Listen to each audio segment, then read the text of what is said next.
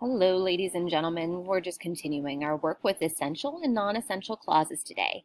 Remember, a non-essential clause is not necessary to the meaning of the main sentence. An essential clause is necessary. Today, on this worksheet, we're only looking at non-essential clauses, okay? We need to use commas to separate those non-essential clauses from the main sentence.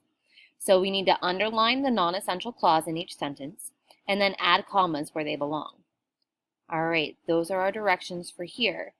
Let's annotate them so that we know what to do. Underline the non-essential clause in each sentence and then add commas where they belong. So look at the first one. Dr. Cahill, who is 70 years old, retired last year. Okay, the main meaning of the sentence is that Dr. Cahill retired last year. Here is our subject. Here is our main verb. He retired. Okay? So this is our non-essential clause. Who is 70 years old? Notice, if I take out this part of the sentence, it does not change the meaning of the sentence. Dr. Cahill retired last year. That's the main meaning of this sentence. And this clause right here is not essential to that meaning. So we can eliminate it. But instead of eliminating it, we want to just add commas around it. So comma here, and comma here.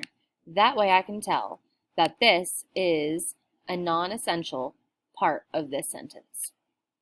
Let's try another one together. The snow, which was heavy at times, has finally stopped.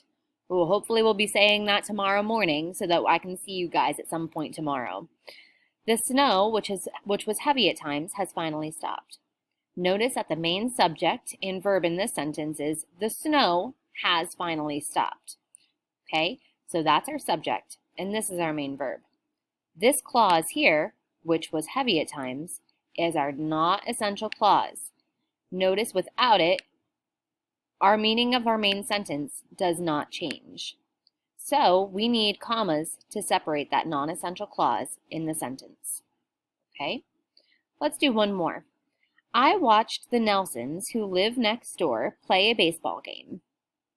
All right, notice that the main part of the sentence is I watched the Nelsons play a baseball game.